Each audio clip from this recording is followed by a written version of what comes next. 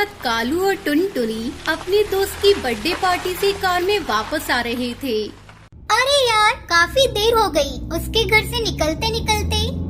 जहाँ पार्टी हो रही थी वो फार्म हाउस शहर के बाहरी इलाके में था, जो अक्सर सुनसान रहता था। उस रात भी वो हाईवे वैसा ही सुनसान था।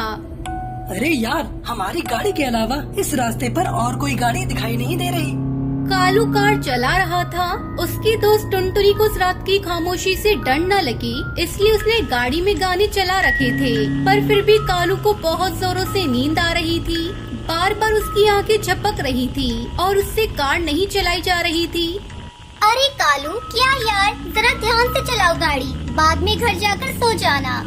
टुनटुनी अपनी बातों से कालू को जगाने की कोशिश करती है, लेकिन कालू का ध्यान उस रोड के अंधेरे पर ही था। अचानक उसे झपकी सी आई और जैसे उसने आंखें खोली, उसने देखा कि उसकी गाड़ी के सामने एक चिड़िया आ गई है। जैसे उसे होश आया, उससे पहले वो उसे कुचल चुका था। ओह शिट, ये क्या कर दिया मैंने? कैसे हो गया ये सब? जब कालू ने गाड़ी रोकी तो वो जमीन से खरचते खरचते एक साइड पर रुक गई। जब उसकी नजर रोड पर गई, तब उसने देखा कि चिड़िया की बॉडी वहाँ पर पड़ी है। हे भगवान, ये सब क्या हो गया? मुझसे इतनी बड़ी गलती कैसे हो गई? मैंने ये क्या कर दिया? टुनटुनी, जल्दी चलो यहाँ से। ये कहकर कालू जल्दी से कार स्टार्ट करता है और अपने घर की तरफ निकल जाता है। अब उसकी नींद पूरी तरह से उड़ चुकी थी। थोड़ा आगे जाकर जब उसकी नजर गाड़ी के रियर व्यू मिरर पर पड़ी, तब उसके होश उड़ गए। मैं तुझे नहीं छोड़ूंगी, मार दूंगी, अपनी मौत का बदला लूंगी, तुझसे ऐसे नहीं जाने दूंगी। ये मेरा भूतिया हाईवे है, समझा तू? अब तू बचकर कहीं नहीं जा पाएगा।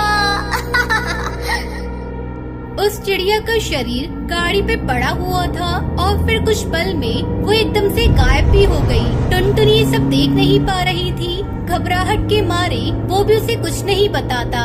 वो हाईवे खत्म होने ही वाला था कि तभी कालू को फिर भूतिया टूनी चिड़िया की आत्मा दिखी, लेकिन उसने हिम्मत की और गाड़ी नहीं रोकी और उसके शरीर के आर पार हो गया। तभी कालू की कार के शीशे पर उस भूतिया चिड़िया की बॉडी आकर गिरी। कालू चीख उठा और कार का कंट्रोल लूज कर गया, जिससे उसकी कार डिसबैलेंस होकर पलट गई। टुनटुनी दूर जाकर रोड पर गिरी। तभी उस हाईवे पर बहुत तेज स्पीड में एक ट्रक गुजर रहा था। इससे पहले कि कालू से बचा पाता, वो ट्रक उसे कुचल कर चला गया। टुनटुनी, ये सब क्या हो गया? मैं इस हाईवे से आया ही क्यों? और चीखते चीखते कालू बेहोश हो गया।